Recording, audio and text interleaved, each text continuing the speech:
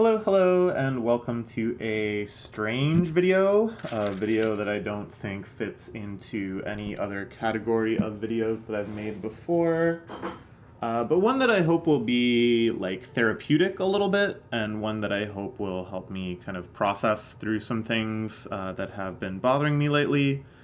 Even just making the slides was already very therapeutic, and I think talking about it, I'll get even more kind of like catharsis around this stuff. The title of this video is Dreaming of NEETsta, which is the NEET version of NEETsta. NEET, of course, meaning not in employment, education, or training. What do I mean by this? What is this dream I have? Let's dive in. So currently my life kind of breaks down like this. Most weekdays, I spend about 30% of my time doing work, like doing my job. 30% of my time socializing with some activity, usually at some point throughout the day, where I'll go get a meal with people or somebody will visit after work or something like that. 20% on chores. There's always chores to do. Cleaning up around the house or getting groceries or all the kind of necessities of life. And then 20% of the time, just kind of lazing around, watching stuff, playing games, whatever. Things to decompress and kind of consume media and just unwind and stuff. Most weekends, especially lately, it breaks down more like this. 90% of the time is spent on some sort of social outing or activity. And then chores, hopefully I can throw 5% at it and get some stuff done. And then lazing in media takes about 5% as well, just to kind of unwind at the end of such days. And not all weekends are like this. Sometimes, I can eke out a little bit more time for chores or media or whatever. But something that's conspicuously absent on both of these pie graphs is personal projects. Things like my YouTube channel, which would explain why this YouTube channel has so sporadic and infrequent updates, and why so many projects that I start or promise go nowhere. It's because of this sort of lifestyle. And I'm happy. I'm the happiest I've been in my entire life. This sort of lifestyle is wonderful for me.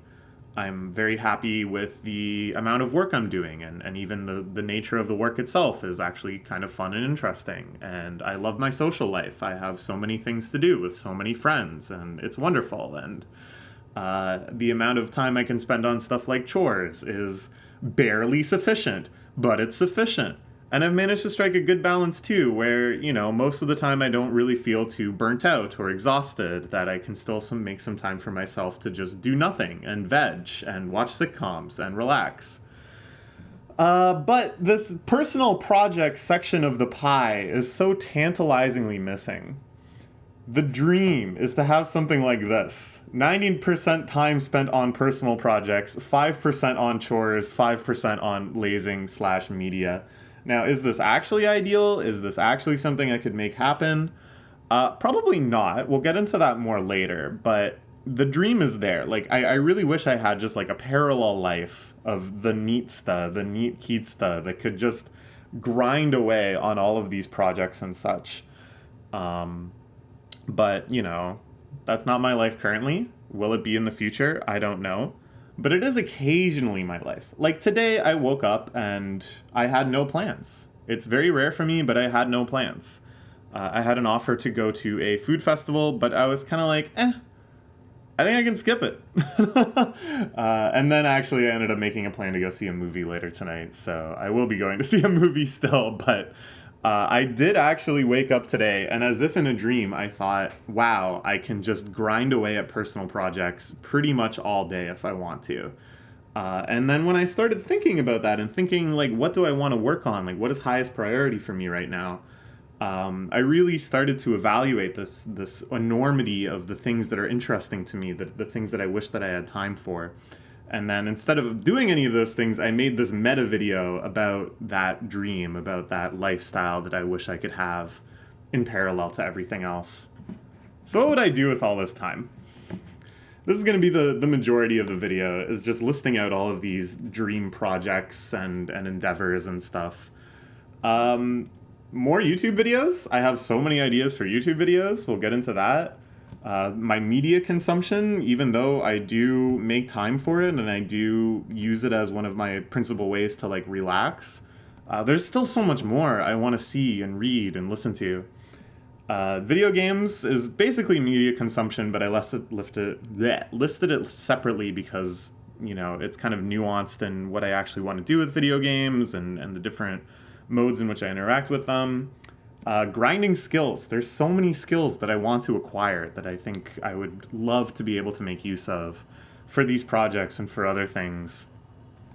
And then big projects that we'll cover at the end. Really major tasks that I have been dreaming of being able to complete, but have never really gotten all that far off the starting line. So YouTube videos, I want to do more reviews. I really like making review content. I think just really diving into a piece of media and exploring what I liked about it, what I didn't like about it, how it fits into like a greater context within the genre, within the medium, diving into the morality of its messaging, what is it trying to say about the human condition, about the society in which we live, I find so compelling. There's plenty of evidence on this channel already of how obsessed I can get with really diving into these topics. You know, I want to cover more individual anime. I do these seasonal anime reviews, and I'm really proud of them, but it's either like I spend not enough time on a show, and I wish I could really dive into it more and really explicate it and explore it, or I do spend an hour on a show like Oshinoko last season, and then I'm kind of like, shouldn't this have just been a standalone video and just been a little bit more comprehensive and not just been a section of the seasonal anime review?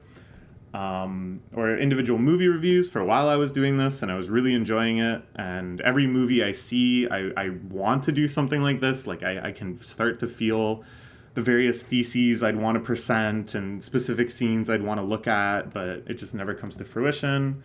Standalone short album reviews, this is something that I've fantasized about doing for a long time. Making, for once in my life, short videos.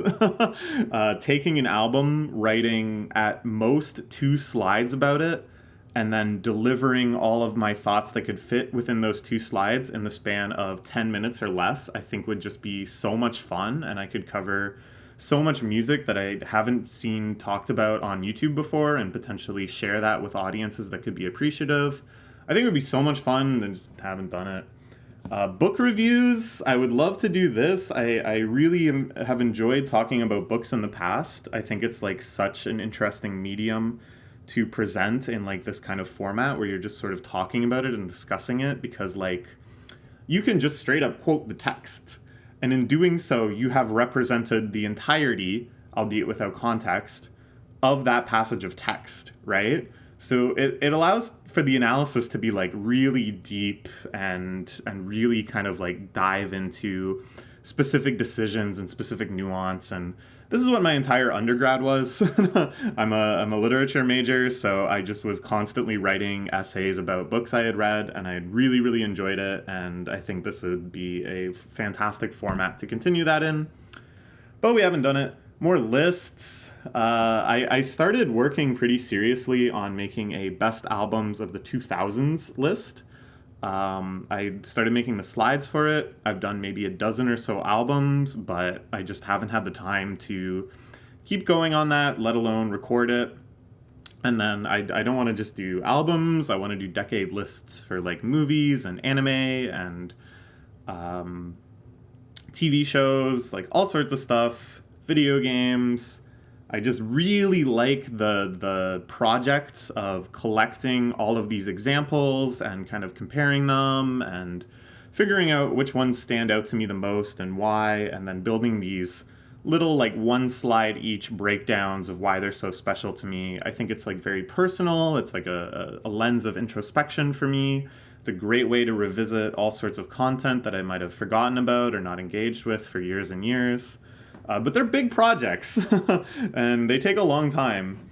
I also want to do just like lots of other top 10 lists. I used to do this more on the channel. If you go back far enough or in the video archives, you can see a lot of other just kind of like random top 10 things. I think I already did top 10 types of media at some point, but I've been thinking about it again a lot lately. Just like, what is the specific appeal of music vis-a-vis seeing paintings or reading books or something, and which of those is most important to me, which is kind of like absurd, but I again, it's like a fun introspective lens. Top 10 restaurants I would love to do, all sorts of food ranking videos. I just am obsessed with food, and so much of my life in Toronto revolves around trying new places and finding things to eat. And I would love to share that with people, whether or not they live in Toronto. I think it's very eye-opening and gives yourself such a wonderful opportunity to explore other cultures and stuff, learning about food. Top 10 possessions, I don't know. I just like anything, like any list. I think is very fun to build and explore and share. But yeah, I don't know. Like I think it would give me a deeper appreciation for things I owned if I tried to rank them, which sounds absurd, but like there's something to it. I think this sort of introspection is good. Something I really, really want to achieve in my life at some point is more kind of definitive all-time lists. The only one I've ever done is my all-time anime list, which I made in like 2015 or something. You can see it on my blog, which was a huge endeavor. It's like tens of thousands of words. I was in a very hypergraphic state where I just couldn't stop writing when I made it. But I'm very proud of it. Even though my tastes have changed since then, I still think it's an amazing relic of who I was as a person at that time and what was important to me. And I want to do it again. I want to like take on the enormity of that, of what are the biggest things in these mediums ever for me. I want to do more video essays too. I've released these extremely sporadically over my YouTube career or whatever. I always find them very interesting to research and present. And I just love watching video essays too, so I think more than any other content I make, this is the sort of stuff that kind of really bridges my taste in YouTube with what I like to make on YouTube. All sorts of topics, political, social things, philosophy, deep dives into particular aspects of media.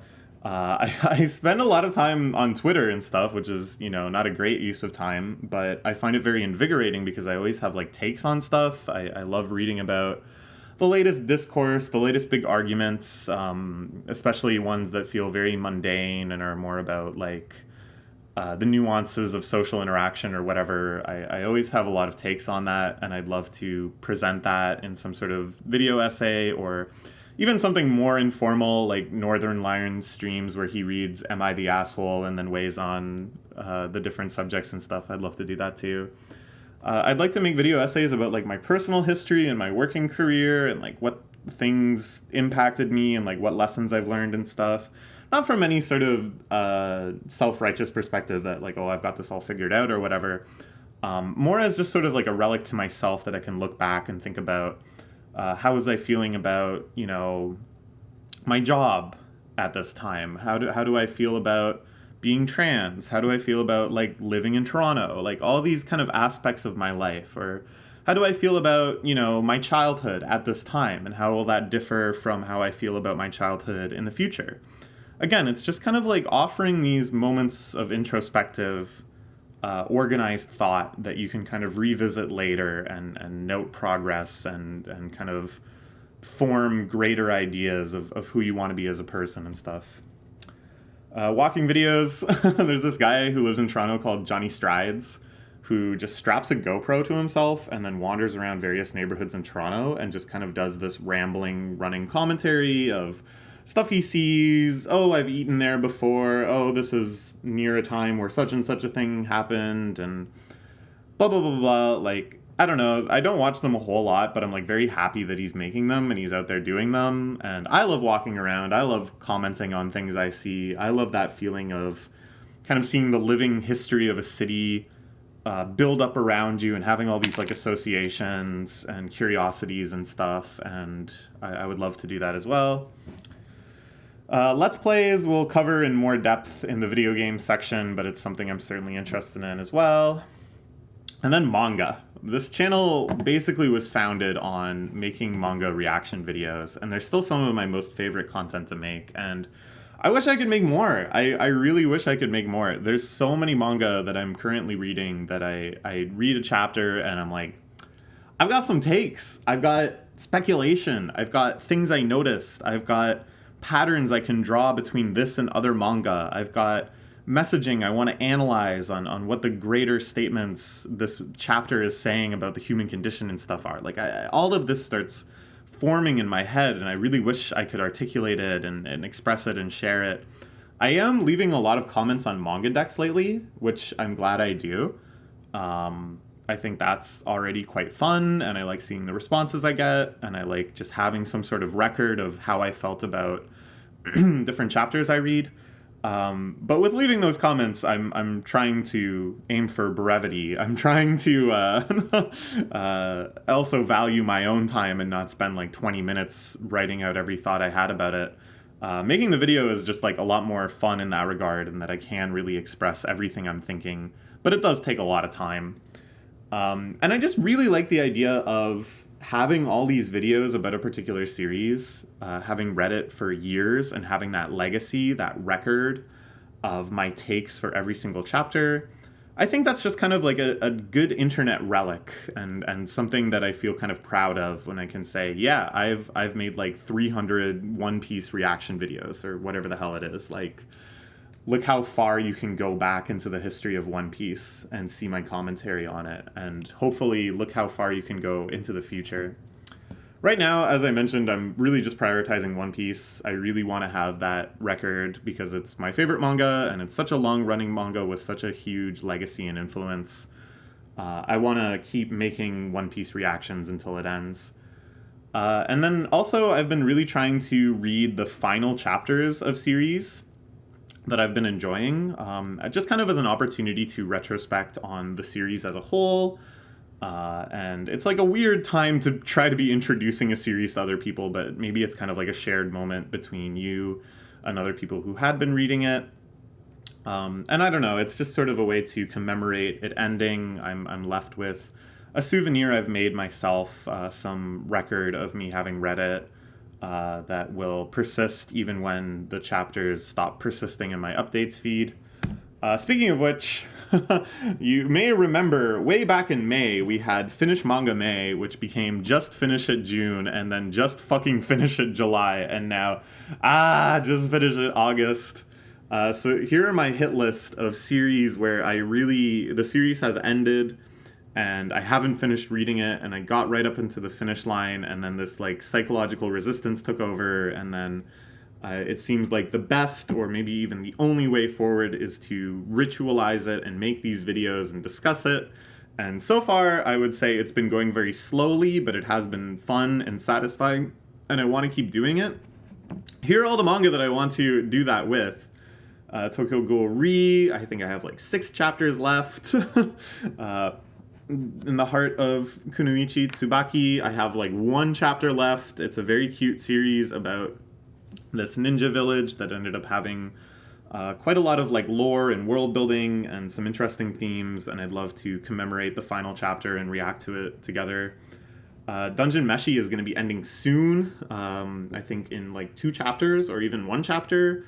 I haven't read the last few chapters. I'd kind of like to make videos on all of them. I have no idea when I'll have time, but I absolutely love this series, probably like top 5 currently running series. I'm so excited for the anime. I would love to just have an opportunity to discuss what I think makes it so great and then kind of go into the finale together. The Miura era of Berserk, I still haven't read the last couple chapters that he wrote. I know it's now continuing on with a team of former assistants and stuff, and I'm really curious about reading that as well. I probably won't make videos about all of that, but I would really like to make a video commemorating the last chapter that Miura wrote before his very tragic passing. I think, I just feel like I owe it to the series. It was such a huge eye-opening moment for me when I first started reading Berserk, and it's such an amazing manga just as a representation of the medium in many different ways. Hitori Bochi, another cute series that I really became emotionally attached to, and then when it ended, I was just stubborn about it, and I never read the ending, and I think I would like to share again just what made it so special to me.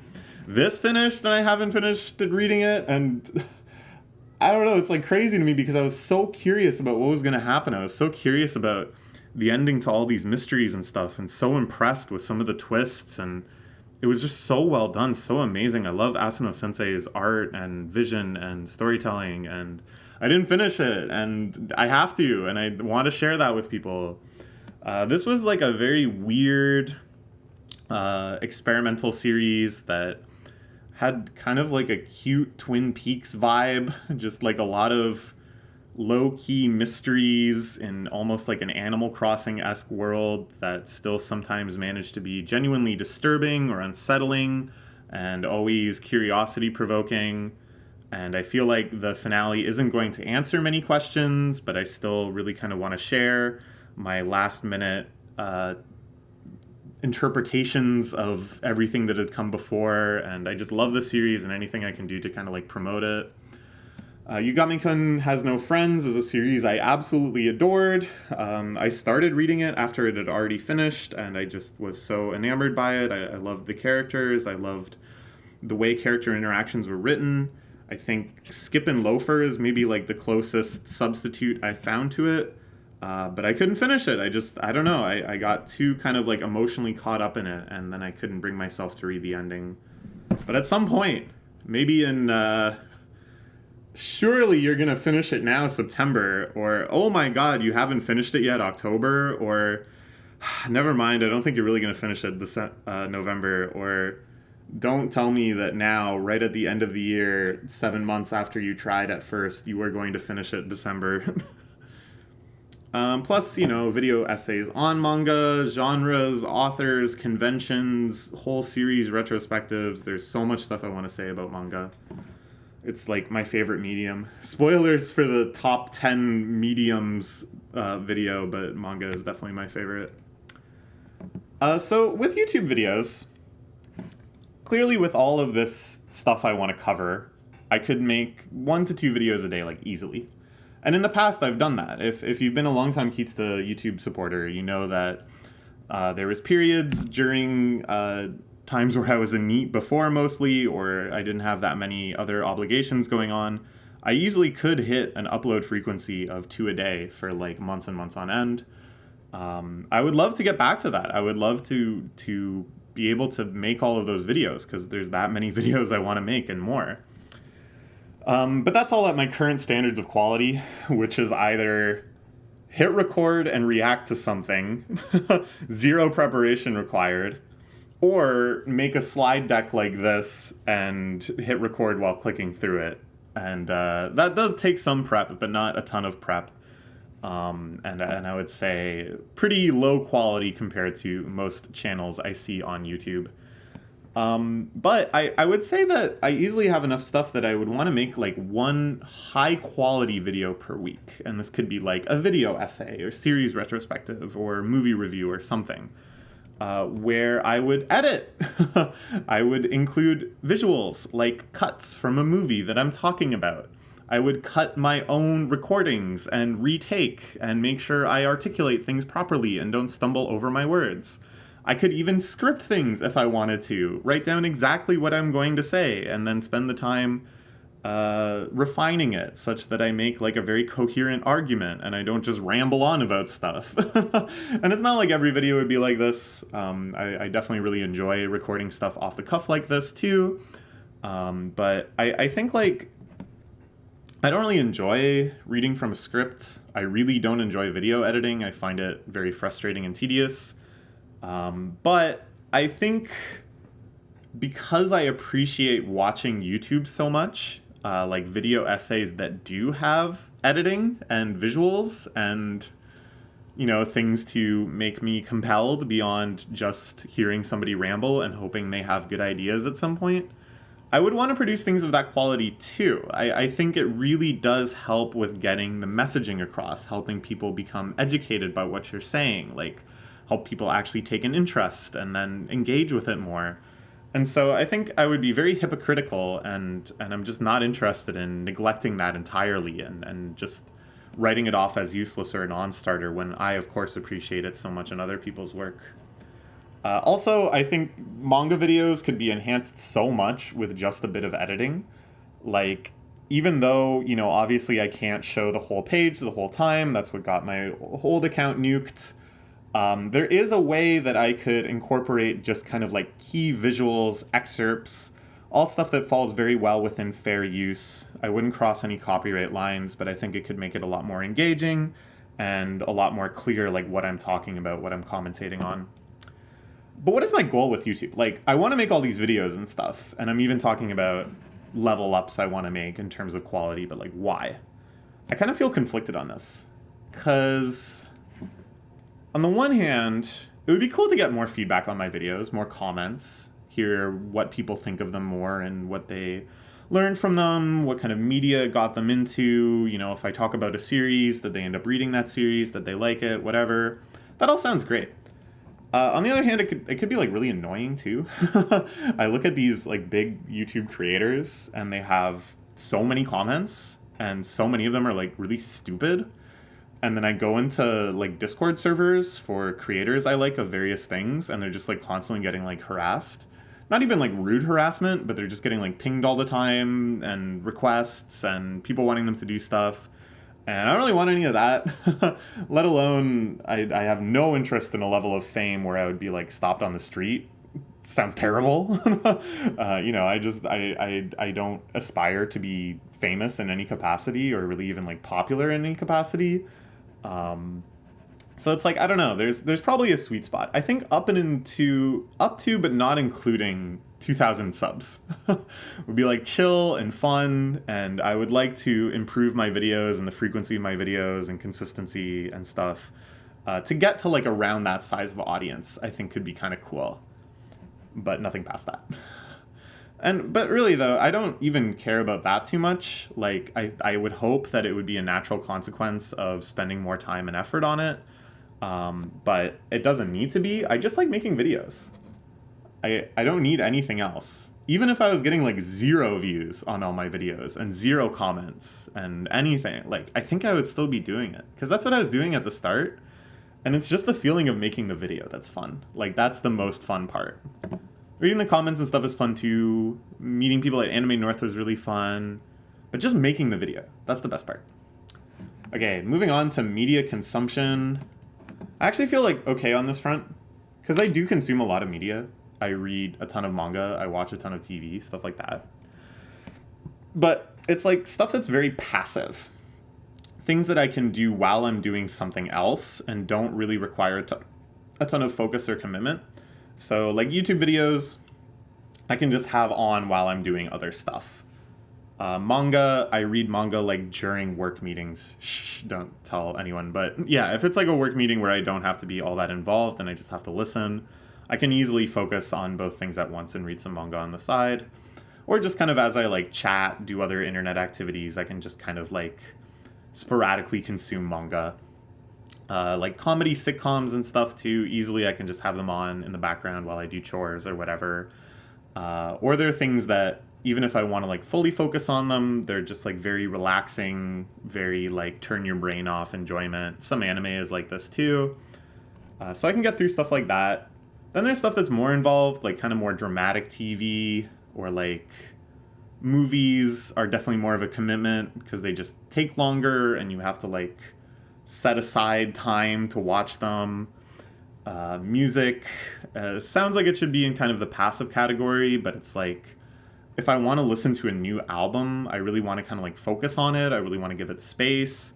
So there's only certain other activities that can kind of coincide with that. Like I couldn't just listen to it while I was working. It wouldn't really make any impression on me because I'd be too focused on something else. So that stuff like still occasionally happens. And then stuff that requires big investment, like reading books, has been so rare, and that makes me feel terrible, but it's just the level of commitment involved and the level of focus I need to give it. Same with like video games. I just really do not make the time for it, or movies that I really need to focus on and are long or I know are going to be very emotionally affecting. This is all floundering. This is all stuff that my backlist is growing way faster than my consumed list. These are things that I very rarely get to make time for, which is so unfortunate. There's easily hundreds of things in every category of media that I'd love to consume. And, you know, not just consume, but analyze, make videos about, write essays about, put on lists, you know, really kind of like digest and make something of to get that kind of maximum satisfaction and enjoyment. Plus, like, new categories of things I want to get more into: watching plays, listening to podcasts, reading more web fiction, wrestling.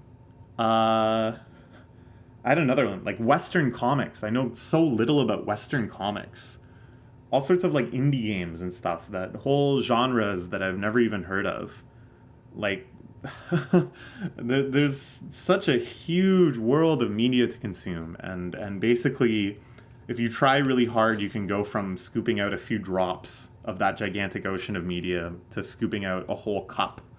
But I can see the whole ocean. I dream of just guzzling down the whole ocean like Badlands chugs. Like sports, I'd love to know more about sports. I'd love to be able to watch professional sports or even other esports that I don't know about. Like, without thinking hard at all, I can come up with dozens of examples of not just things in particular I would like to watch, but categories of things I'd like to watch. See, as I kind of alluded to before, most of my media consumption these days is like in parallel with other activities, watching stuff while I work, having it on the TV while I work away on stuff, just kind of background noise, usually old episodes of sitcoms or YouTube videos, listening to music on the subway. I'm going somewhere already, I can listen to a new album or something if I have the time, or revisit things I like. Done in groups. This is a lot of media I consume, like my weekly anime club, where we watch the latest episodes of seasonal anime. Watching movies in theaters with friends. Like tonight I'm going to a movie. I'm seeing Heaven Can Wait, the first Safdie Brothers movie. I'm super excited. Just watching stuff with friends generally. Like if my boyfriend comes over and he wants to watch a movie, it's a great excuse to watch a movie. We watched Seven last night. I'd never seen that before. Holy hell, what a devastating film. This is like very highly motivating if there's a group of people that I can be socially pressured. Motivated by some sort of regimen. Like, I want to watch a lot of seasonal anime so that I can make my seasonal anime review videos. I want to listen to enough albums that I feel happy with, like a top 10 list that I make at the end of the year. So that's like very motivating as well. Like that can kind of push me through such that I make time for things. Or as a way to relax. And this is maybe like the most media I consume directly, is like if I'm exhausted, if I've spent the whole day doing something and I just need to unwind, putting on a few episodes of a sitcom and then playing an old video game on my Switch. Lately it's been Pokemon TCG for the Game Boy. Is like one of my favorite ways to relax. I can just kind of turn my brain off in a few different ways and vibe out. But very rarely, because of like these four categories being the vast majority, there's not that much space left for just leisurely exploring older classics in all these different media, which really sucks because there's so much out there. Video games, as I said, I made a separate category from media consumption in general, just because it encompasses a few distinct goals and kind of modes of consumption. So first, it's just like games that I want to play through. And not only, I think, is this like good media consumption that I would really enjoy and I would like appreciate and want to analyze, but it's also, I love making Let's Plays. I love making videos about gaming. Like, there's so many Nintendo games that I want to make Let's Plays for. I just want to be like one of those people that just Let's Plays through the entire Nintendo library. So many old games that I love, that I have so many thoughts about how they're designed, why they work, my favorite moments that I'd love to share, such things that are like so precious to my childhood. Other just kind of platformer action type games I love exploring live in a way that I can share, in a way that can really capture my surprise and delight and stuff. I think that's just another layer of enjoyment that makes me just kind of appreciate it all the more and like really kind of value it as an experience and not just kind of see it as an obligation to get through the game. Same with like JRPGs, so many old JRPGs and then new games that are in the mode of old JRPGs. A lot of indie games these days are going for that kind of like SNES era style, which I just absolutely adore. Tons of Pokemon ROM hacks I want to play. I just love playing Pokemon games. I think these can make really good streams. Like, I want to stream more too. I really like the idea of streaming video games. I've had so much fun doing that in the past. And again, it's like, it doesn't matter if I have an audience. It doesn't matter if the chat room is lively or dead. I really enjoy it when people come by and watch and chat for a bit, but it's more just kind of the feeling of, I guess, opportunity of like giving space for this sense of community or collaboration. It makes me get bored less. It makes me more motivated to keep playing and more motivated to like really share my enjoyment of it and like kind of express what I'm interested in and what's fun about it and really think about it. I think I just kind of get more out of it if I'm streaming. Art type games like Disco Elysium that I have to friggin' finish because everyone keeps bullying me about it. And then I don't know why I included Papers, Please of all games, but it was the second one that came to mind. But indie type games that are artistically interesting, I think I have a lot of commentary of. I'm just like, there's so many out there that I've heard of that I'm so curious about. Could make good Let's Plays. Same with like puzzle games. These could make more streams, I think, because there's like much more of like a failure mode and a lot of like grinding and trying things and improving. But there's so many puzzle games I want to play. These are just two random examples I thought of, but you know, there's the whole Drawed series I want to get through. I don't know if I'm smart enough to play a lot of these games, but I gotta try. I think streaming myself trying and failing and then giving up is good suffering for the soul. Speaking of that, masochistic type games, Getting Over It, Kaizo Monkey Ball, there's a lot of stuff in this genre that I really want to play, that I think I'd really enjoy, that could make really good streams. And then second, separately from all these categories where I just want to kind of play through them and probably record my playthrough and offer commentary and stuff, there's games that I want to get good at.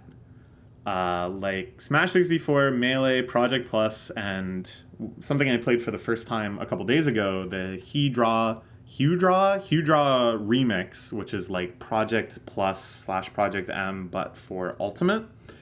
I hugely enjoy all of these games.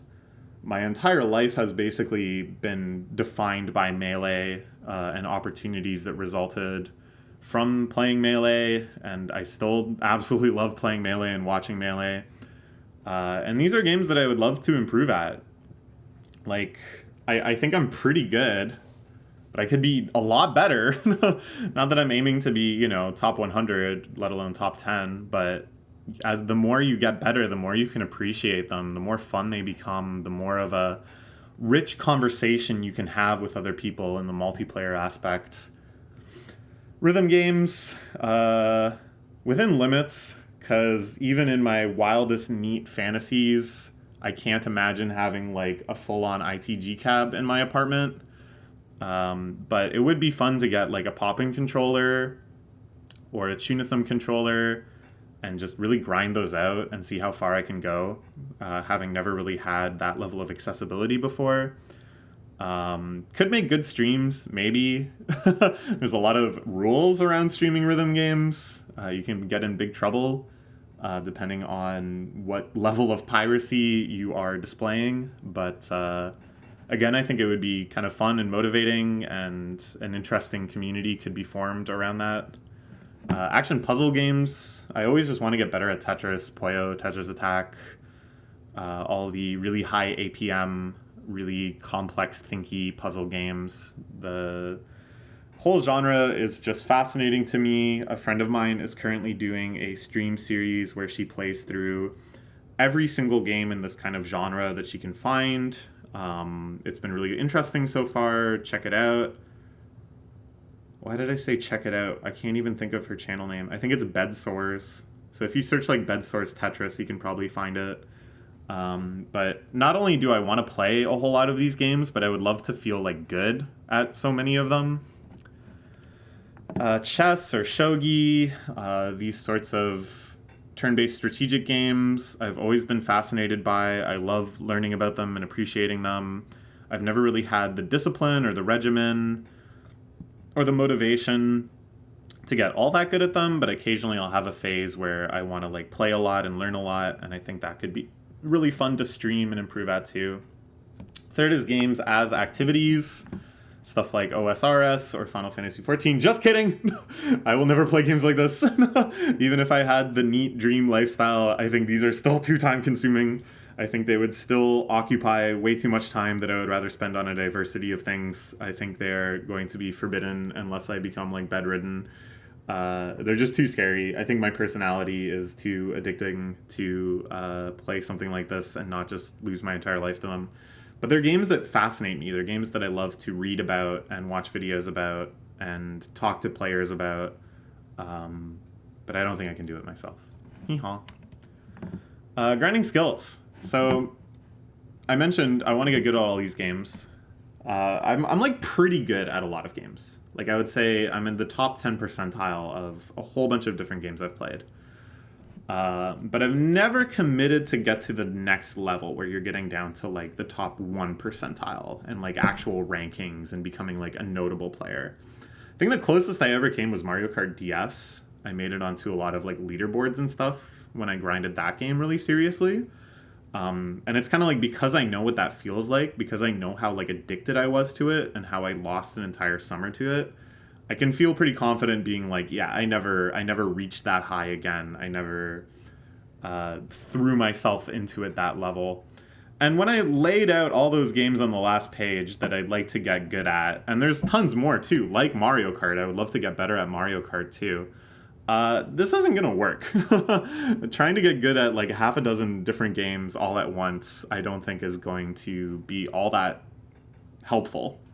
But instead, I think it would be really fun to spend like 6 months going as far as I can in any given game, trying to set like a new high watermark for my skill, and then just kind of returning to it whenever I feel like it. Not being like a habitual all the time player of any one of those games, but instead just trying to push myself very dedicatedly over like a set period.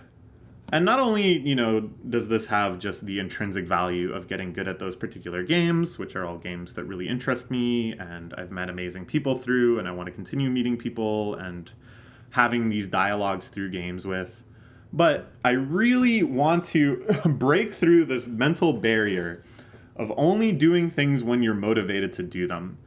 This is something I've talked to a few different people about lately, mostly in the context of learning Japanese and a bit in the context of getting good at video games, where it's like you can't just wait to be motivated from some external thing or from some feeling you have, some mood that you're in that makes you go, yeah, it's time to practice. You just have to do it. You just have to do it all the time for no reason. And I don't think I've ever reached this before. I think the closest was times where I felt like I have nothing else to do, so I'll just keep doing it, like with Mario Kart DS when I was a kid. But all the things I've gotten good at were more through a sense of like obligation or motivation, just like wanting to, instead of being committed enough to just keep doing it no matter how I felt, no matter if I felt motivated or not.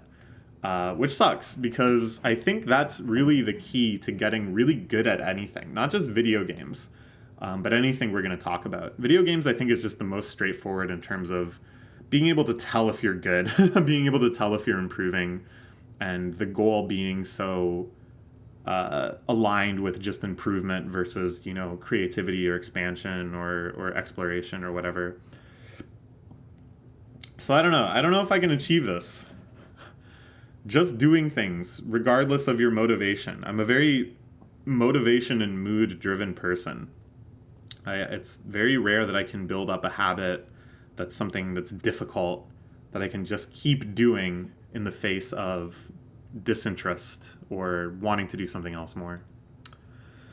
Other skills I want to get good at: drawing. I want to get like 200% better at drawing, like twice as good as I currently am. Because I think I'm like okay. I can definitely like represent things sensibly. I have the ability to like imagine scenes in my head and then convey them at least somewhat to paper. But I would like to be able to develop a style that I feel like confident in, such that I can like draw comics without using the multimedia approach that I've used to make comics before. We'll probably talk about that later, and I still really enjoy doing that, but I would like to be able to just straight up like draw comics with like characters of my own creation and stuff, and feel like I'm kind of conveying the scene and the mood, and that my artistic limitations aren't getting in the way. Or just make like, little doodles and drawings that are kind of charming above and beyond just like the idea of them, but instead like the drawing itself actually has some cuteness or some charm to it. And I like a lot of other art projects too. I really like painting. I really like needle felting. And I think having a good foundation of drawing, of perspective, of just being able to like articulate and even like the fine motor control power that you get from getting good at drawing, that preciseness and that like the dedication to set yourself to an artistic project like this, all of that I think is very well founded by drawing. For a while I was like drawing a lot, and this is where I improved a lot too. And then I had a period of traumatic disinterest where I couldn't even consider drawing. I don't want to discuss that now. But now I'm kind of like open to it again. I kind of wish I had more opportunities to draw. I'm eagerly looking for opportunities to draw, I guess. But, you know, I also need the time. Making music is sort of similar, where I have like some skills. Like, I understand composition on some level just from like seeing so much seeing and performing so much sheet music. There's things that I can do. There's things that I like know about, but there's like no fundamentals. And I have all these ideas for music in my head where I can just kind of like put tracks together in my imagination and really viscerally see how they sound. Especially in moments where I'm kind of like drifting off to sleep. Sometimes I just hear music that my brain is just creating, and I'm like, wow, this sounds actually pretty good. Or at least I wish I could like hear it properly and explore it and kind of extract ideas from it and stuff, because, you know, it sounds so compelling to me in my head. And I can't convey it. I don't have the skills to convey what's in my head. Mostly I'd love to learn piano because I think that creates the best composition foundation, like just being able to play out melodies and stuff on the piano keyboard, and then of course in a variety of like synthesizers and stuff based on that, I think is like the best way to kind of build a blueprint for a track. And I think the most direct way that I could go from, oh, there's like this melody playing in my head all the time, and I kind of there's like a sound and a feel to it, but I can't make it real. I think that's the most direct path to like making it real. And then I'd also like to learn how to use a digital audio workstation. I've messed around with them a lot. I know how to do certain things in them, but I don't have the fundamentals. Like, I don't really understand what puts it all together, or like there's just a lot of like very little things that I would love to be able to just kind of naturally do whenever they occur to me, but instead it's like a very long, deliberate process of like looking up how do I make it sound a little more echoey or whatever. I also want to improve my singing. I would say right now I'm a very good singer, but I would like to get it up to very, very good. I don't even know if I want to like record or make music with vocals. Most of my like music fantasies involve making like IDM, like Aphex Twin. But I think being able to sing very confidently in even greater range of stuff would be very, very satisfying. So I threw it in here as well. Cooking! This one isn't some neat fantasy. This isn't something that I would do under some idealized, much more free version of my life. This is something I just got to start doing now, because I'm spending way too much money on eating out. And I love cooking. Like, I think I'm actually already pretty good at cooking. Most dishes that I try to make turn out pretty well, I'd say. And I'm trying to be, you know, realistic here and think about reviews of my food I've gotten from other people and stuff. I think I'm like at the pretty good level. But I want to get better, because right now when I cook, it's pretty awkward and haphazard. I haven't learned the fundies. I don't know how to do things like naturally.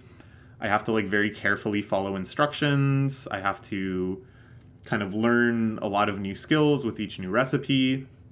I don't have like the fundamental building blocks that kind of just make you expect to be able to cook any dish. My expectations are more just born from, I don't mind spending a lot of time and doing this clumsily because I know I can get there eventually. Instead, I want to have like a real sense of mastery that I can just be like, I'm making something. My current kitchen layout kind of sucks for cooking. This is really the dream component. Like, I just got to start doing it. And, you know, every time I cook in this kitchen, I'm just like, oh my God, it's so small. It's so cramped. It's so annoying. But I really just got to start doing it. But the dream is to have, you know, tons of counter space, room for all sorts of appliances, room for a well-stocked pantry so I don't have to buy every ingredient I need for every single recipe I pick out. That's the dream. That's the dream condo. Has all that stuff. I think it'd be fun to make cooking videos too. I used to do that a lot. Way back in the day, they were totally unedited, just long continuous videos of making some food thing.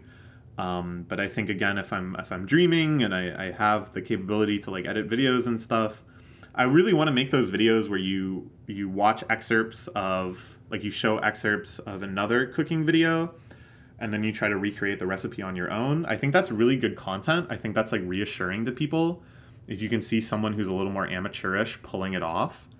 I think that opens up a lot of like options for discussion too, kind of like comparing and contrasting the results. I don't know, it's so cool. Lots of other handicraft stuff I'd like to learn how to do.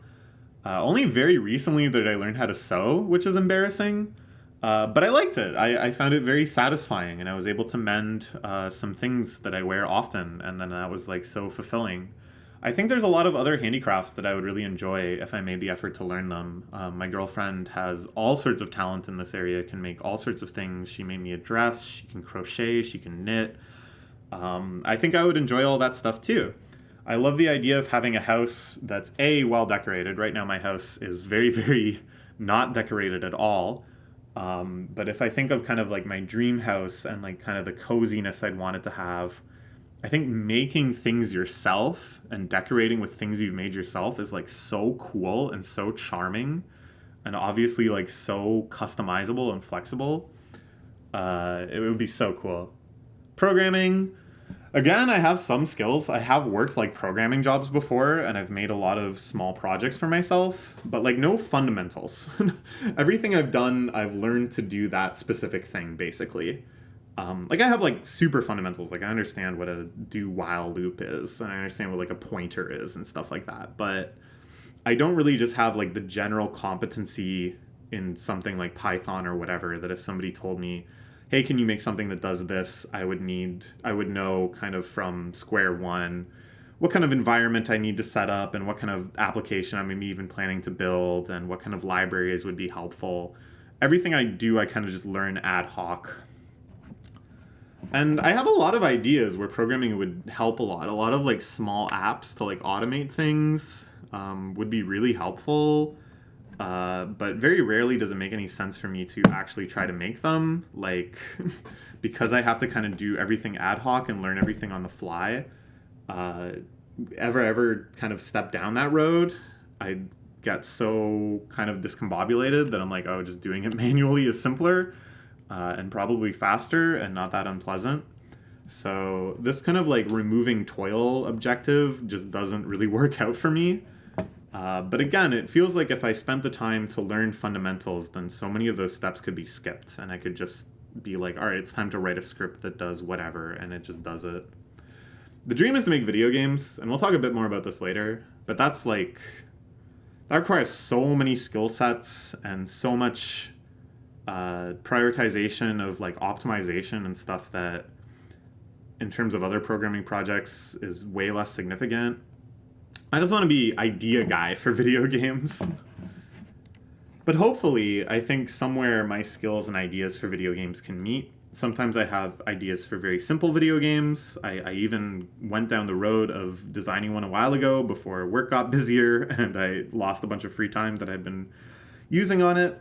But it was very fun and satisfying to take those steps towards making the game. So hopefully there will be eventually some intersection point between game I want to make and game I'm capable of making. They'll meet in the middle. Japanese. This is the big one. This is the one, if I could just Neo from the Matrix download any skill into my brain, I would definitely choose Japanese. I would definitely snap my fingers and become fluent in Japanese. Not that I want, I even more than that, the fantasy is just having the time and willpower to learn it properly, because learning it is very satisfying to kind of take those incremental steps and see yourself improve. And it's fascinating. I love the depth of language that you have to learn when you're learning a language, like the investigation and stuff. It goes beyond, in many cases, what you've done for even your native languages. I've had several sections of grinding at Japanese, like several times in my life. I've really set myself to it using various means and opportunities. And there's been mixed results. Like, I've made progress. There's a lot of stuff I can do, but then a lot of very weak areas. For example, my reading ability really was progressing for a while, especially like kanji recognition and vocabulary. But then grammar started lagging behind, and like speaking was way behind. Listening was not good either. So I ended up with like a very jagged skill set, which I think is kind of inevitable, but like, again, it's like I just haven't made enough of an effort to really do it properly. I should be looking for like Japanese classes or something. That's probably the most reliable way to success, but instead I just kind of sporadically use different apps or try to challenge myself with different reading materials and stuff. And I don't know, it's just like not quite working.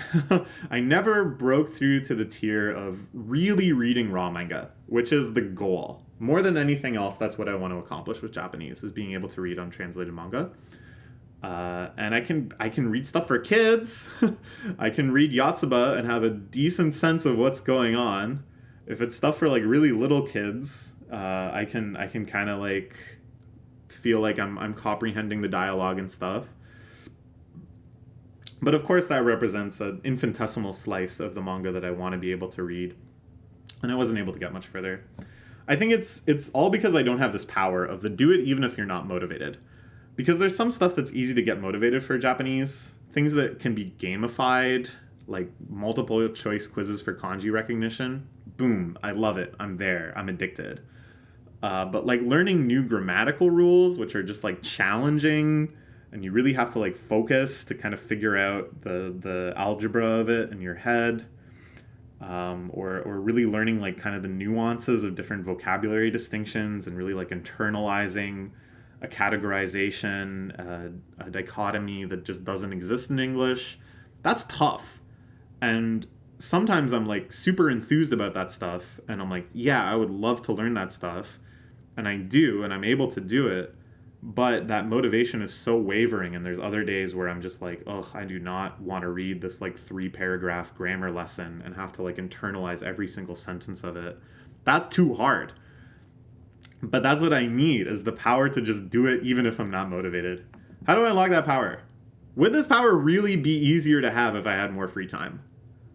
Maybe, I don't know, maybe insofar as currently if I have to work and I have deadlines or I have meetings or something, but I can tell, ooh, I've got the feeling that I'm motivated to learn Japanese, I could have more opportunities if I didn't have to work, sure. But even that is not enough. How do I get to that tier of, I've just done a full shift of work and I'm tired and all I want to do is watch Seinfeld and play Pokemon, but no, I'm still going to make myself do Japanese. How do I get to that point? Is immersion the answer? Do I have to be NEET in Japan? All the people I know that are most fluent did live in Japan for like extended periods. I don't think that's a coincidence. I don't know. But this leads into the first of the big projects I want to talk about. This is like our final big section. Scanlations. I would love if I managed to spend the hundreds, if not thousands of hours getting to like N1 level at Japanese, where you're basically fluent enough in terms of, you know, being able to live in Japan and stuff. I would love then to spend even more time and effort and really scanlate manga. I've been involved in various stages of scanlation projects at various times, sometimes scanning RAWs, sometimes just funding the acquisition of RAWs, a lot of QCing, stuff like that, but like never the translation, never actually like leading a project, never being the one to be like, let's take on this series, I'm going to translate, I'm going to do everything, who wants to help. There's so many series that I'd love to see brought to English. So many. It's absurd. And then even beyond that huge iceberg, that iceberg of untranslated manga that I know about, that I want to read, is in fact just the tip of another iceberg of untranslated manga that I haven't even heard of, that I don't even know that I want to read, which is a huge, unfathomable, abyssal iceberg, and how much I would love to be able to go into Book Off. This is part of the fantasy where I live in Japan, and just see like some series that I've never heard of before from like the 80s and start flipping through it and being like, this is cool, this is interesting. Buying it all for like 600 yen because it's Book Off and Book Off is crazy. Then spending like 800 hours translating it, scanning it, typesetting it, releasing it. I would be so proud of myself. I don't think anything else in my life could make me as proud as that. Which sounds absurd, but that is really the respect I have for scanlators. That is the gratitude I have towards scanlators for allowing me to read all this manga that I've read. I don't know. I think this is like the ultimate goal insofar as things that would make me feel like I am using my time well. Scanlating manga. Another thing I want to do is archive my diary. I've been keeping this comic diary since I was 17 pretty consistently, which is, oh my god, almost half of my life now. Not to make myself sound like an old lady, but yeah, it's been a long time since I've been doing this. Every day I write a small 3-panel summary of the day, just like a comic strip. And there's not really any drawings or actions in it. There's just like a small drawing of my face, and the drawing of my face is really just something I do meditatively to give myself time to think of what I will write in that box. I really like trying to break down the day into this kind of 3-act structure. I think it helps me kind of like contextualize how I've been spending my time and what stood out to me. Then I add a little title for the day, and I also record any media I consumed that day as just kind of like a log of, oh, when did I first start listening to this band? Conceivably, I could look it up. But only conceivably, because it exists in just a big pile of spiral bound notebooks.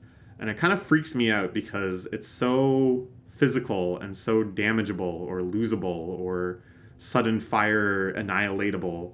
I'd like to digitize it, and I'd like to kind of structure it. So like scanning all of these notebooks and then recording in some database things like the media consumption, or maybe like when did I miss doing days or double up on days or whatever. I think that sort of statistics could be really fun, and then it could be like the searchable database of when I started getting into different media and like what TV shows I watch more often or whatever. And then also transcribing them, because my handwriting is like illegible, and it would be fun to be able to search for like keywords and see how often they appear. I think this could be like an interesting project, just for my own benefit. I think I could learn a lot about myself by doing this. But then I could also release it, and it could be another like weird internet relic that I've created. I really just kind of like the idea that the internet to me is this kind of like wasteland of obelisks. Like Ozymandias, the poem by Percy. I think it's Percy. Where long after these people are there, or long after they cared, even if they're still alive, there's these remnants of these big internet projects that have not always the most clear intent, not always a well-defined audience, none of that stuff.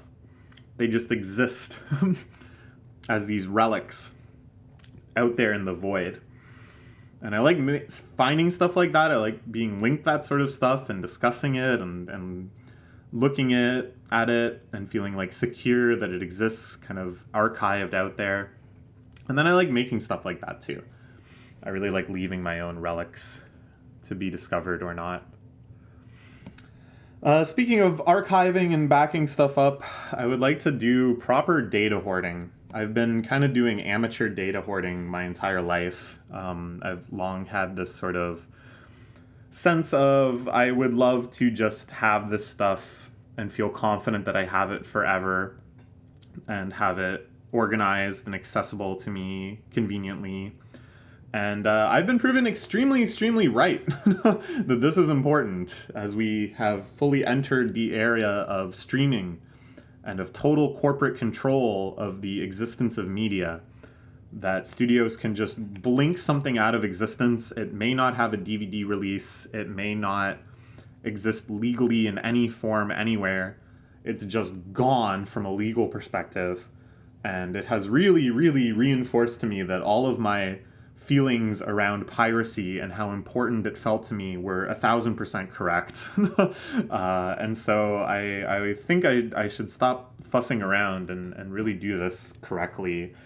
I've been reading a lot of tech news stories about Hammer hard drives, which is the latest and greatest hard drive technology that could sometime in the future allow us to buy consumer grade, affordable 100 terabyte hard drives. And that might be like 5 years from now, but I would love to have like a proper network accessible. Whoa! I I bumped the keyboard when I was putting my foot up.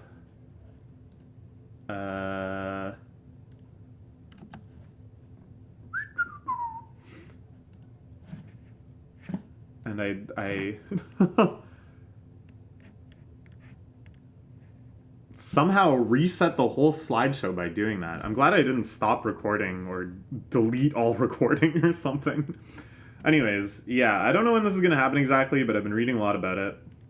It'd be sweet to have network accessible storage, full redundancy, where I can build like a proper archived, secure, huge media library.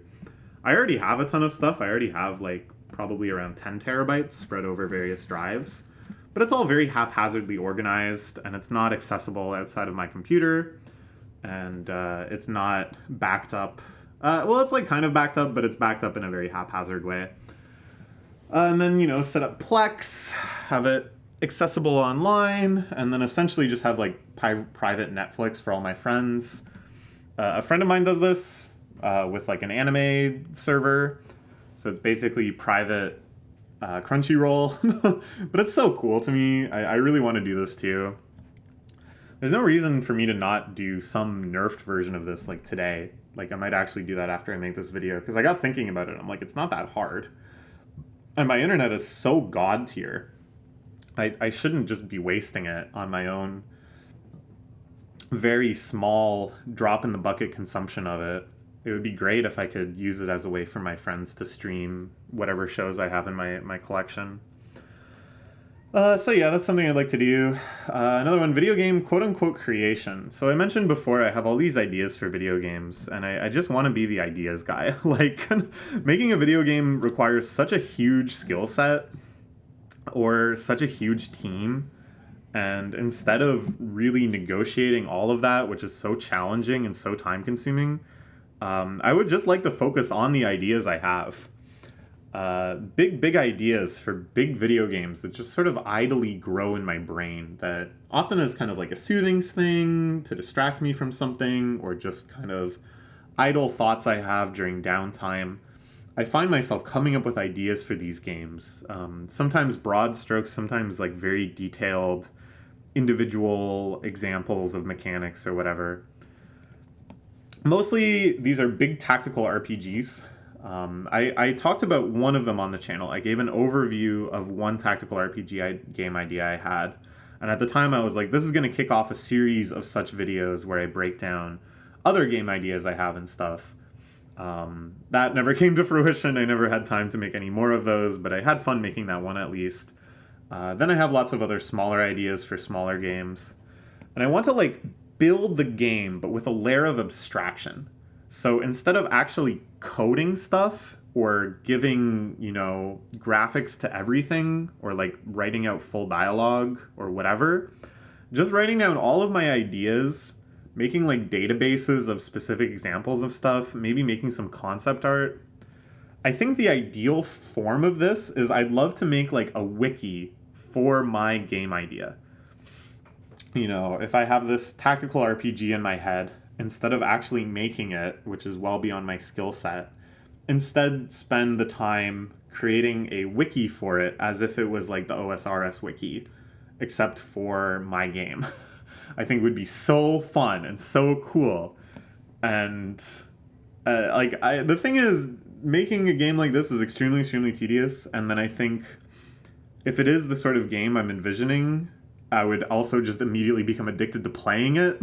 And in the same way that I want to ban myself from playing like OSRS or 14 or whatever, I think I would have to ban myself from playing my own game.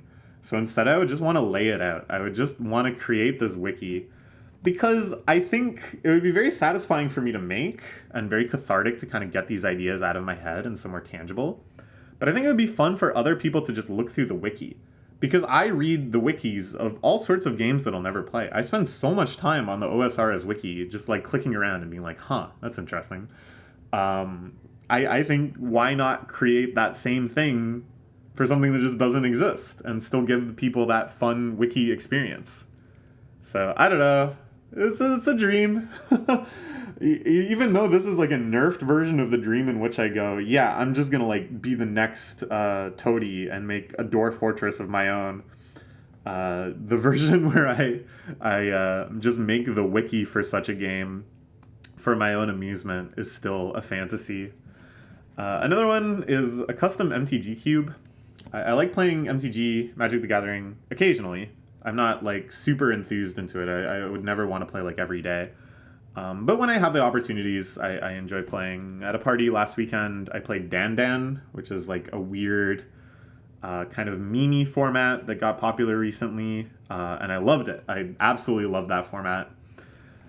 It was so much fun. It was a great chance to play a game with a friend, and I just want to keep, circulating those opportunities. And even though I have no interest, and in fact I feel very repulsed by the idea of actually collecting real Magic cards, I do like the idea of having some physical cards to play with when I get the chance that I can bring to a friend, or if people I know are into MTG are around, like we can play some if we want. So this of course would be like proxies, and I think the thing I'd want most is a cube. If you don't know, a big part of Magic the Gathering is drafting. This is one of the more popular ways to play, where you just get packs of randomized cards out of a certain subset. Usually it's just like retail booster packs.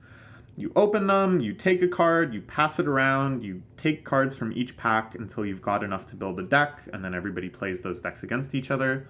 It's a ton of fun. It's always been my favorite way to play Magic. And then a cube is essentially just making your own set. So instead of buying booster packs every time, which is expensive, you just pick a list of like 500 cards that you really like and you think play well together, and then you make packs out of that and draft them and play them. This is probably just overall my favorite Magic format. Cube drafting. Recreating the vintage cube, which is a cube that you can play online, I think is a good fit. I have a friend that made a proxy vintage cube, and I've played with it a few times, and it's really, really fun. I'd kind of like to have that myself. Maybe modding it a bit occasionally, having kind of like a pool of cards that can get swapped in and out. Keeping up with like updates and new sets and picking out cards that I think would be a good fit. Would be, I think, a lot of fun. And I really like engaging with new cards and like analyzing them and trying to figure out synergies and stuff like that. And this would be like a very cheap way to engage with that part of the game. Even better would be a cube that I make largely out of custom cards that I've designed. Now, this is something I haven't shared on the channel before in really any serious capacity, but I really like designing new Magic cards. And lately I kind of gotten into well, not a routine, but I have a document where I'm adding card ideas just kind of like as I think of them. I've been doing this for a couple months now, and I'm up to about like 40 cards, just sort of as I have ideas, I think of them, and then sometimes I'll have a period where I'm just like really in the mood to think about card ideas, and I'll just kind of like iterate and work through some concepts and stuff. It's very fun.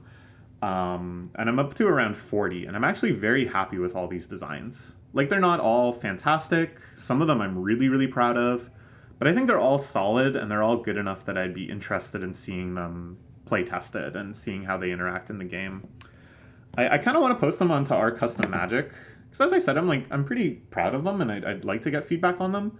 But then I'd have to get art for them, I would probably use like AI art generators, but then there's so much backlash to those that I'd be worried that I would just get like dismissed because of that. Then like other people in the subreddit use them, so maybe it's okay. And then I would have to actually like load them up in the Magic Set Editor. Right now it's just like a Google document. It's like a lot of additional work. And then it's just like, well, I have this backlog of like 40 cards. How should I post them? What kind of cadence should I have? I've designed like a few cycles and stuff. Should I post those all at once? I don't know. But at any rate, it's like a fun little thing to work on, and I wish I had more time to really build out like a set's worth of cards, even a cube's worth of cards, or just like design a cube from existing cards. And then ordering the proxies and stuff is like kind of a pain too, and takes a while and is expensive. So lots of reasons that I haven't gotten to this, but it is a project that I like to have in the back of my mind, and I think it would be a lot of fun to set some time to it. I have some other custom board game ideas too. I have a friend who is into board games, and then even more, he's into customizing board games that he will swap out. Like, let's say there's a board game that has a card element. He'll redesign the cards in like Photoshop and get new art for them with like new theming or whatever, and then he'll order like high quality custom printed cards that like improve the game material quality in the first place, and then use that to kind of like enhance those board games, which I just think is like very, very cool. And I have some ideas like that too, but again, it's time and money. Endurance art. You might remember a few years ago I made a big 2-part video essay on endurance art. I was very proud of that video. I think it expresses a lot of ideas I had in a fairly compelling way, or as compelling as my traditional ramble over slideshows format can be compelling. But near the end of that video, I listed a bunch of endurance art projects that I had that I wanted to try, and I still want to do them. And I have even more ideas. While I was making these slides, I was like, I definitely had more ideas, and I can't think of them right now, which are bugging me. But these were a couple from the original videos. Reading all of One Piece in a single stream, I would love to do. I think, I don't know, it would just be like so satisfying. I've never done that before, read it in one sitting. I don't think I would be too masochistic about it. I would allow myself breaks to use the bathroom and to get snacks and stuff, but I would never fully stop, and I would never sleep until I finished it. I think would be really good. Or watching from all of 0 to 100,000, which is a piano reel animation video where you just hear the sounds of those numbers drawn out on the piano reel. It's hard to describe if you haven't seen it, but just search on YouTube from 0 to 100,000. I think it's about 21 hours long, and it's like very annoying sounding. It's just like repetitive and loud and abrasive, but I actually really like it. It tickles some sort of like ASMR zone for me, and I've put it on while I'm working and stuff, and I've actually like listened to it for like hours straight before and kind of enjoyed it. And so I don't know, maybe this doesn't count as endurance art anymore if I'm just going to enjoy it, but I would like to, on one stream, listen to all of it. I think could be really fun. I also, for a long time, I had like straight up hypergraphia, where I was obsessed with writing, and I would have these manic episodes where all I could do was just sit there and write, usually in notebooks and stuff. And that was no good for my mental health. And it's not like I want to return to that, but I do really like the feeling of writing for a long time, and I like what kind of results it produces. It gets pretty interesting. And I think it would be a fun challenge to see if I could actually do 24 hours continuous writing with the same feeling of, oh, I can go to the bathroom and eat, but no longer breaks than that, and I have to just kind of keep going and going and going. I would just be so curious to see what I would produce. Walking as long as I can, maybe in a Johnny Stride style stream. I feel convinced that I can walk for a very, very, very, very, very long time. For a long time, I claimed that I could walk an infinite distance, that I would just pass out before I felt like I needed to stop walking. I just had a lot of confidence in like my leg muscles and my capability to ignore discomfort or pain that might accumulate slowly. Now I'm less confident about this. That was when I was younger and less heavy and just generally in better shape. But I still think I can walk like a very, very, very long time. And so I'd be curious to record my efforts and seeing just how far I could go. I don't know. And as I said, I feel like there was other ideas I came up with, but while I was making these, I couldn't think of any, and I still can't think of any. But I still feel like very confident about these ideas. I still really feel like I could do them, and I would really enjoy them. I feel really enthusiastic about the prospect of doing them. Like if somebody told me, hey, guess what? You're going to do your reading all of One Piece stream tomorrow. Do it. All of your other obligations have been cleared. I would be like, sweet, let's go. But, that doesn't happen. I have a lot of obligations, and it's very, very difficult to schedule things like this. Oh, the Drive Desert Bus for real. This is one that my friend proposed, where we play the game Desert Bus, which is not novel. Everybody who's worth anything, what am I saying? Various groups have done Desert Bus streams for charity and stuff, or played it as some sort of endurance competition. But my friend's idea, which I really like, is that we sit in like a fake bus. We arrange our seats as if we were really sitting on the bus. And then we're only allowed to do stuff as if we were on the bus. So we have to like bring snacks and stuff on the bus. And we can't leave the bus to get anything. There's like a bathroom on the bus, but that's it. And I love that idea. And we've been talking about this for so long, but we've never been able to schedule it because we want to get a group of like 4. But I think it would be so cool. Like, I don't even want to make a video about it. I just want to experience it. Anyways, more comics. So, I don't know. I haven't shared these too widely on the channel. I really should. I think that would be a fun video to kind of like explore these and talk about making them and stuff. Because I'm really proud of these comics I've made that are fairly long. I think No Down B is like 30 pages. Spring Virus is like 80 to 100. Oh, maybe not that many. They're pretty long, though. I put a lot of work into them. I'm very happy with how they turned out. All my friends that have read them really like them. And I want to make more. I like the style. This is the multimedia style that I mentioned before, where basically the comics are like a collage of images and photos I've taken and then things drawn over top of them and all sorts of other stuff. I really, really like not only how it turns out, but just the process of making that. It's just kind of this multifaceted approach to like Googling things and trying to find specific images, or like going out into the world and trying to find pictures of specific things, or I don't know, making all sorts of like diagrams, or like editing web pages to look a certain way and then screen capping them. And I don't know, it's just such a varied experience. I found it very satisfying and therapeutic. And there's so many options I can do with that. So I was working on another one. I got about 40 pages into it. I was very, very happy with how it was going, and I was very ambitious and confident about the rest of it. It was going to be long. I think I projected it to be like 120 pages. But it was it was all about how fucking miserable I was.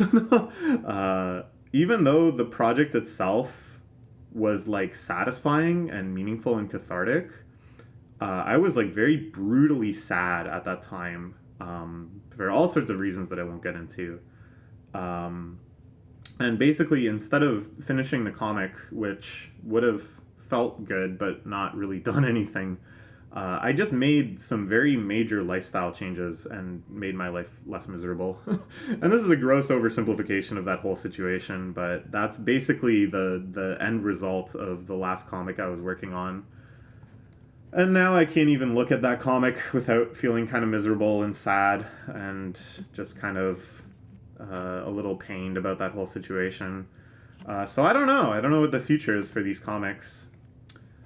Lastly, the final, most important big project is writing. In the end, this is still what I want to do most, is just writing literary fiction.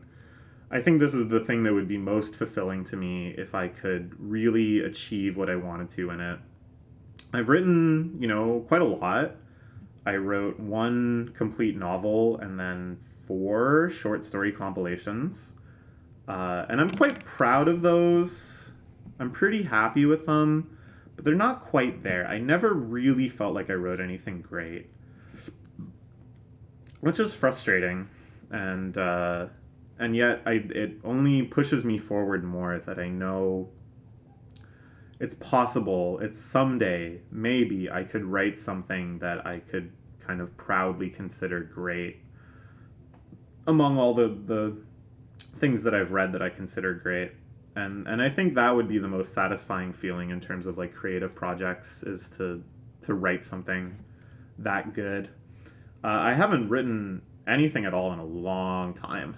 Besides slides for videos, and then for work, I write like a lot.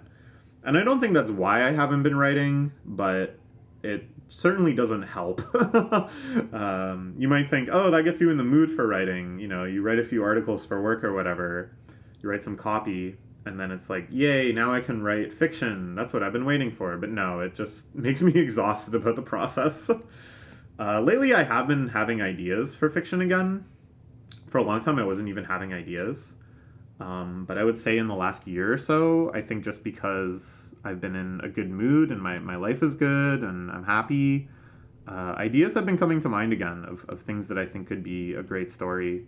And then I've returned to this thing that I've been doing for as long as I can remember, with some breaks, where at all times I just kind of have some sort of story in my head that I'm like idly articulating to myself and trying to figure out the wording and the sequencing and the characterization and stuff.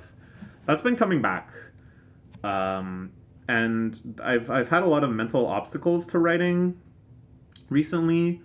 A lot of them kind of around not really knowing the extent to which I can write about my life and draw characters from my life, and just a lot of like representational things of I feel way more afraid than I used to write a character that comes from a certain culture or has a certain background or even has like certain hobbies, because I feel very presumptuous to be writing a character like that. And I'm not saying this is because of like, oh, I'm gonna get canceled online or whatever, but I think just because I myself have become a lot more empathetic and a lot more in touch with people in general and people that I meet, and I feel so close to so many people, that I really feel like just writing characters at all is very hard now, because I know better what it means to be a person, and I can tell my limitations of what I can write as a character, and that's very hard to resolve. But I think the more I articulate these challenges, the more I articulate these obstacles, and I talk to people about it, the more I feel confident that there are answers to these things. There are ways to move through them, and that's very inspiring and motivating and stuff. But like, it hasn't translated to actually taking the plunge and writing much. Over the last year or so, I've had a few outlines of things I wanted to write and some aborted takes, just random couple thousand word scraps here and there, just sort of floating around in different documents and stuff. And I don't know, like some of them I like, some of them will ultimately end up kind of being disappointing. Some of them still really feel like they have potential, and I just couldn't get there. I just didn't have the time or the energy or the mental clarity to push through and really get them going. But it's there. I think it's there. I think it's inside of me. Something great is still inside of me. That feels maybe even more true than when I was young and I thought I was going to be the next James Joyce. Now I don't think I'm going to be the next James Joyce, but I do think there's something great that I could write that's in there. And I just got to make it happen. So that's it for like the neat dream. That's it for the projects that I would love to tackle, were I able to devote the time to them and the energy and the willpower and stuff.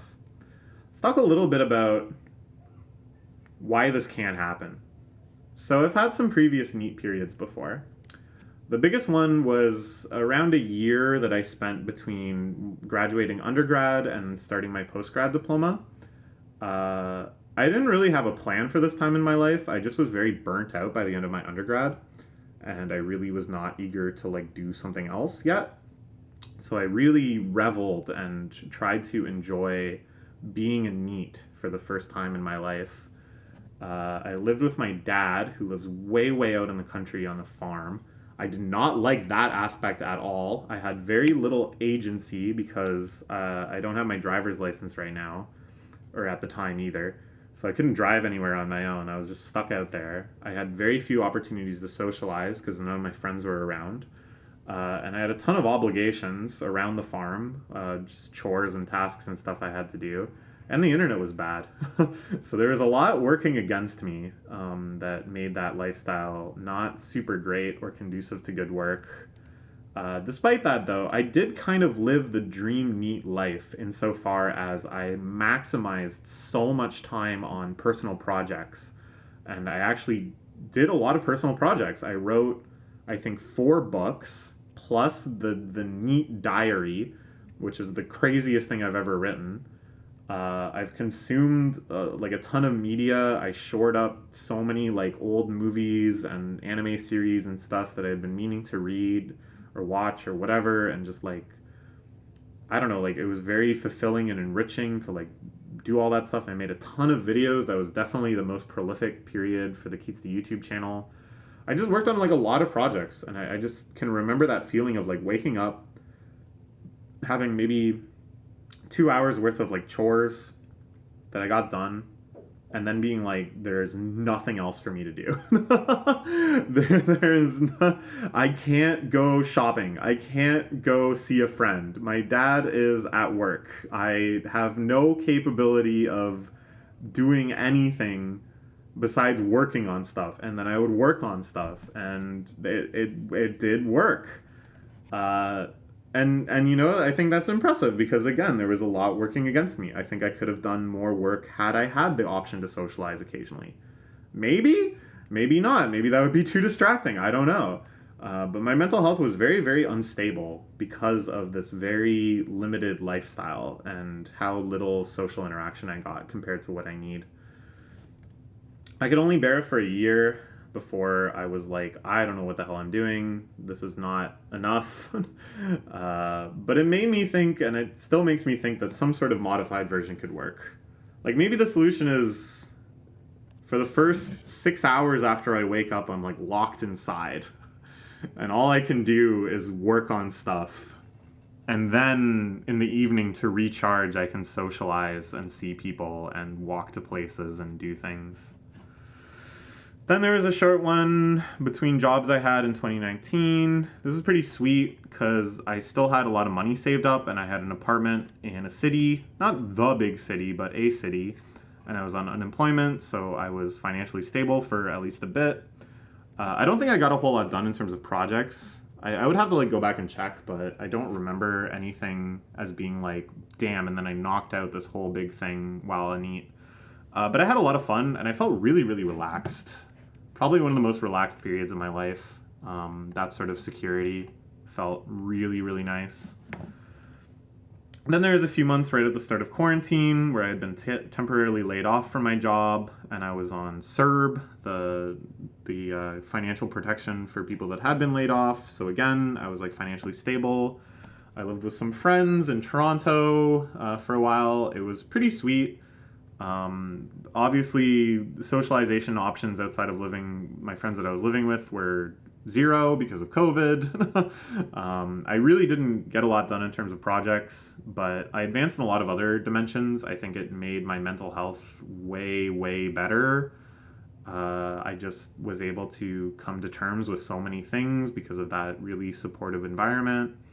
I was able to advance so much in my like self-understanding of gender because my friend that I lived with there helped me so much with like makeup and fashion, and I learned so much. And then I watched a ton of movies too. It was an extremely enriching period of my life.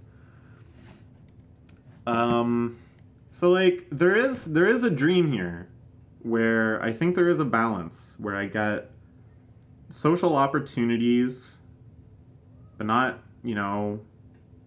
so many that I can just spend my whole day doing them. And I don't have to work. I don't have many other stressors. I feel financially stable, but I'm still living in like a city where I can go and do things if I want to. I think those are the conditions in which I would get a lot of these personal projects done. So I need money.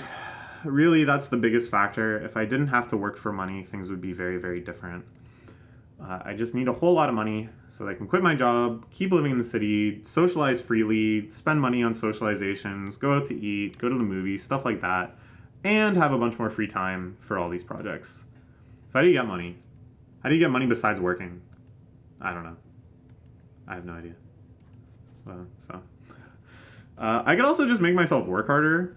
Like if you go back to those diagrams, those pie charts, there's big sections for lazing around and just consuming media and going on Twitter or just browsing the internet idly or laying there and watching sitcoms and playing on my Switch or whatever, right? But I could try to squish those things out with like more regimens, more external motivators to make me work harder, less lazing around and more focusing on these projects. But I've tried this before. I really have. And I can make myself stick to it for periods of time. But it's like very fragile, and if other external factors come along, like I have to do more work or there's big social events or something, then it starts falling apart in a way that kind of like House of Cards collapses. And then I just feel very burnt out and stressed. Like I need to give myself that time to recharge. And the personal projects get less fun. They get less fulfilling. They feel more like obligations. So I think this is no good either. So like, this isn't really real then, is it? The dream neat life that I just spent the last hour and a half talking about. I still wouldn't have time to do all this stuff. Even if this was all I had to do. Even if I could just magically recharge my social battery and have even like I'd magically turn into an introvert or something, or I can go into the room of spirit and time to party with my friends and get extroverted energy back. I didn't need to see people. I didn't need to do anything. I didn't need to eat. I didn't need to sleep. There still wouldn't be enough time to do all this stuff that I laid out. And I think realistically, even if I could start chopping out things like work, if I didn't have to work, my social life would probably just rush to consume any vacuum of time. Like, as I said, I'm an extroverted person. I would just try to find more excuses to see people, more things that I could become involved with where I meet people. Or, I would spend a lot of that time just relaxing, because that's kind of like just the default. And I would have to like really regiment myself or motivate myself to really make use of that time. Because you don't magically just get more motivation by having more time, and you don't magically unlock that power to do things despite not being motivated. Really, only the clone plan, where NEETsta is a separate clone that I can whip and say, write novels. Make a YouTube review. Okay, we're going to watch all of the Cronenberg movies, and then you're going to write a video essay on them. And then my neat self would just be like, yes, thank you. I've wanted to do this. I know you wanted to do this too. Because I really want to do all this stuff. I really do. It's all so interesting to me. It's all so fulfilling. It's all stuff that I really just want to make happen in the world. But I don't have a clone. There's no way that I can do all this stuff. But that's okay. Because there's a lot of things in the past that I wanted to do that I don't care about anymore. and the fact that I don't have the time to do them doesn't bother me. And so I can only assume that this big list of goals, this list of goals and projects and skills and stuff will continually shift, and a lot of things on it will become less important to me. Which is okay. But I would feel bad if I didn't give them some space like this. Because it's tragic. You can't do everything. And you can't even do everything you want. And you're lucky if you can do everything you need. But I think it's okay to have your wants vastly outpace both those things. And I think it's good to give that space and to give yourself a chance to dream. And then you just do what you can. And so please continue watching the NEETsta YouTube channel, where I will keep doing what I can. Goodbye.